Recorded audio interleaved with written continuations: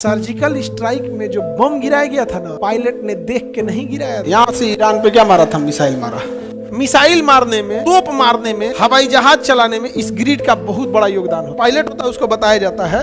Pilot गरियाएगा, पहले कहेगा रे चोट्टा ई अक्षांशवा पे कहवा निशाना लगाएंगे कि जो का क्षमता 500 किलोमीटर मारक क्षमता। तो पायलट को, पानी वाली जहाज वाले को, मिसाइल को, तोप को, जितना भी प्रोजेक्टाइल है हवा में जा रहा है, अक्षांश 90 को ऊपर होता है, 90 को नीचे होता है, आए को 0 डिग्री होता है। तो 90 90 180 आए को 181। ये बताओ तो बबुआ, ये क्या है? देशांतर। ये सब क्या है? सब देशांतर है। सब क्या है? देशांतर है। अब देशांतर में देखिए क्या है, 180 इधर है, 180 इधर है, 0 डिग्री बीच में। हाँ, तो 180 180 360 और एगो 361, लेकिन ये 360 होता है। ये एगो नहीं जुड़ पाता है। रीजन जानते हो क्या? कि 180 पश्चिमी और 180 पूर्वी, ये दोनों पिछवा जाके एक दूसरे के ऊपर ओवरलैप हो जाते हैं। पीछे जाके एक दूसरे के ऊपर क्या हो जाते हैं? ओवरलैप। लेकिन ये ऊपर नीचे होने की वजह से ओवरलैप नहीं हो पाता। और देशांतर पीछे जाके क्या हो जाता है? ओवरलैप। जब दोनों को एक साथ जोड़ दिया जाता है तो इसे ग्रिड कहते हैं। क्या कहते हैं? क्या कहेंगे? ग्रिड। क्या कहेंगे? ग्रिड। क्या कहेंगे? ग्रिड। अरे क्या कहेंगे? ग्रिड। क्या कहेंगे? ग्रिड। और ये ग्रिड एक प्रकार का जाल बना देगा। क्या बना देगा? जाल बना देगा कि नहीं? ये एक प्रकार का क्या करेगा? नेट बना देगा। क्या बना दिया? नेट। और ये सारे जाल एक दूसरे से इंटरकनेक्टेड है। क्या है? इंटरकनेक्टेड है। तो ये जाल अपने आप में क्या है? इंटरकनेक्टेड है। इसी को कहते हैं इंटरनेट। क्या हो गया? पूरे पृथ्वी को छाप दिया, समझा? इसलिए इंटरनेट का लोगो भी देखेंगे तो ऐसे ही रहेगा। इंटरनेट का लोगो देखें ऐसे ही रहता, तो उसी को ग्रिड कहते हैं। मिसाइल मारने में, तोप मारने में, हवाई जहाज चलाने में इस ग्रिड का बहुत बड़ा योगदान होता है। हवाई जहाज जब हवा में उड़ता है तो कुछ दिखबे नहीं करता, ओकरा थोड़े पता है कि पटना कहाँ है। ना ना ना ना, ओका कुछ नहीं दो, देख के थोड़े आ रहा है, अंदाजे आ रहा है। अंदाजिया ही ले, उसको बस पता है कि पटना का ग्रिड कितना है, पटना का ग्रिड कितना है। तो उस जो पायलट होता है उसको बताया जाता है कि ये देशांतर है, ये वाला अक्षांश है और ये वाला देशांतर है। तो वहां का डिग्री बताएगा कि 15 डिग्री पश्चिमी, 13 डिग्री देशांतर। तो उसको अक्षांश भी बताएगा, देशांतर बताएगा, दोनों बताएगा कि खाली एगो बताएगा? अब मान के चलिए कह दिया कि हाई वाले अक्षांश पे देशांतर किस पे आइएगा? अक्षांश पे। तो भैया ये अक्षांश में यहां भी आ सकता है, यहां भी आ सकता है, यहां भी आ सकता है। तो पायलट गरियाएगा, पहले कहेगा रे चोट्टा ये अक्षांशवा पे कहवा। तो कहेगा ए भैया हम देशांतर देना भुला गए थे, लीजिए यहाँ पे 15 डिग्री वाला पे। तो अच्छा हाई वाला है। कौन वाला? हाई वाला। तो पायलट अगर यहां होगा तो पहले बन बना के भागेगा हेकरा पे, और उसके बाद कहेगा कि चलो ई रेखा पे तो चला, अब एकरा से जाके यहाँ मिल जाते हैं। तो पायलट को, पानी वाली जहाज वाले को, मिसाइल को, तोप को, जितना भी प्रोजेक्टाइल है हवा में जा रहा है, उसको अक्षांश भी बताना है, देशांतर। एक को बता देंगे तो गरियाएगा। मान के चलिए उसको कह दीजिए कि आप 15 डिग्री पश्चिमी देशांतर पे उड़ो, तो कहेगा रे बैला ये 15 डिग्री हियां से शुरू हो रहा है, हियां तक जा रहा है, कौने अक्षांशवा तो बोल।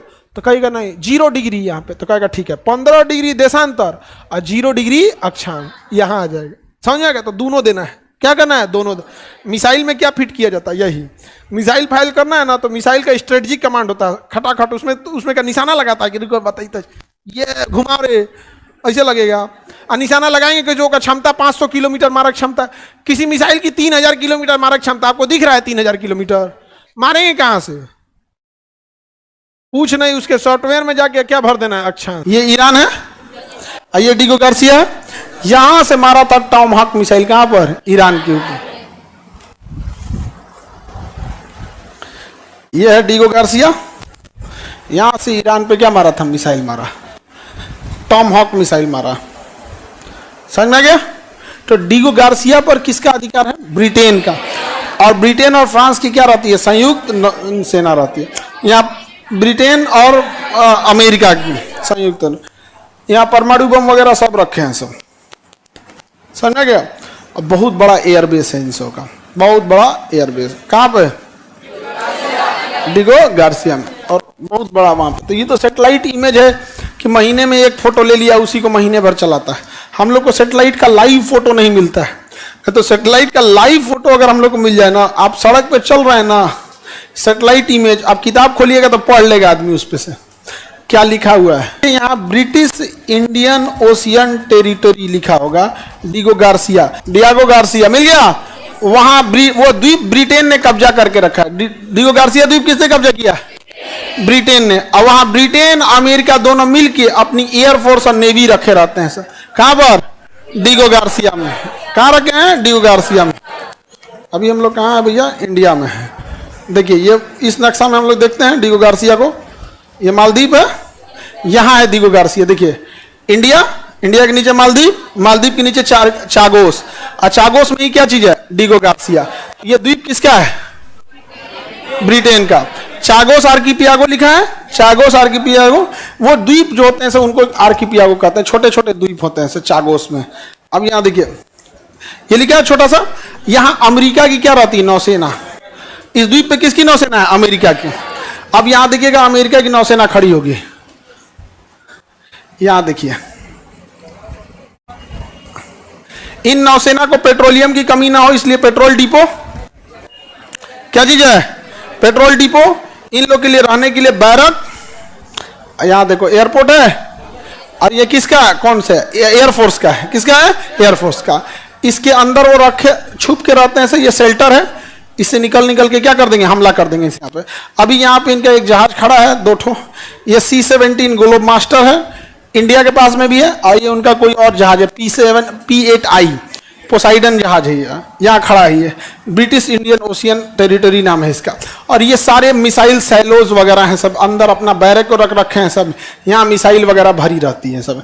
ये पेट्रोलियम के लिए है इसका, ब्रिटिश इंडियन ओशियन टेरिटरी। किसी को दिक्कत? छोटा सा द्वीप है और इस पे केवल और केवल क्या रहते हैं सर? नौसेना। यहां से इसने मिसाइल मारा था ईरान पे। सर्जिकल स्ट्राइक में जो बम गिराया गया था ना, पायलट ने देख के नहीं गिराया था। उस बम के अंदर ऑटोमेटिक गाइडेंस सिस्टम था, ठीक है। तो भारत के खुफिया सैनिकों की कमांडो की एक टुकड़ी रात को चुपके से जाके, कुछ गूगल मैप से, कुछ ड्रोन से, कुछ सैनिक जाके और उस जगह पर अक्षांश देशांतर नोट कर लिए थे, अक्षांश और दिशांतर नोट कर लिए थे और वापस आ गए थे। और एयरफोर्स ने जो बम गिराया था, उस बम के अंदर उसी अक्षांश और उस देशांतर को पहले से प्री फीड कर दिया गया था कि जैसे ये बम जहाज से नीचे गिरेगा उसी अक्षांश और उसी देशांतर पे गिरेगा। और एयरफोर्स वालों ने जहाज में बम भरा, अब जहाज में भरे और उनको अब निशाना लगाना था, बस उस एरिया में पहुंचना था, एरिया में पहुंच के ड्रॉप करना था। निशाना कौन लगाता? बम ऑटोमेटिक, बम ऑटोमेटिक। उड़े सब एयरफोर्स वाले, धड़ाम से गए सब यहां से, अब बस उस एरिया को क्रॉस करके चले आए, सब एरिया को क्रॉस करके चले आए। और उस बम में पहले से क्या फीड था? ऐसा वहां का एक रनवे था, जहाज था, एयरपोर्ट यहां पर नूर खान करके ऐसा था। जो बम गिराया है एयरफोर्स ने नहीं यहां गिराया है, दोनों रनवे चौपट हो गया है। तो पायलट को इतना टाइम तो मिला नहीं होगा। अब पाकिस्तान भी तो बकलोल तो होगा नहीं कि आप उसके एयरपोर्ट पे खड़ा होके और टिप के बम गिराएंगे। ना ना, तन दहीने नहीं, तन बाएं, तन चलो हो, ए सुरेंद्र चाह तनी होने चलिए, गिराओ गिराओ तो गिराओ, धान दे, हाँ गिरल गिना, ऐसे होगा। अरे वो एयरफोर्स वाला आया होगा, धड़ाम से यहां से जहाज लेके निकला होगा, बस ड्रॉप कर दिया। जैसे ड्रॉप किया उसका सॉफ्टवेयर क्या आएगा? अच्छा हम ड्रॉप हो जाएंगे, देशांतर अक्षांश वहां आके पाकिस्तान धाए, समझ में आ गया कि नहीं? गिरेगा उस पर, धाम, खुदा हाफिज। कोई जाता है तो उसे क्या बोल रहे? खुदा हाफिज, अलविदा। समझ में आ गया? बम गिरा दिया जाएगा, ऊपर वाला जहन्नुम में अच्छा से अच्छा कुर्सी दे उन लोग को। नहीं समझ आ गया? तो बताओ ग्रिड का काम है कि नहीं?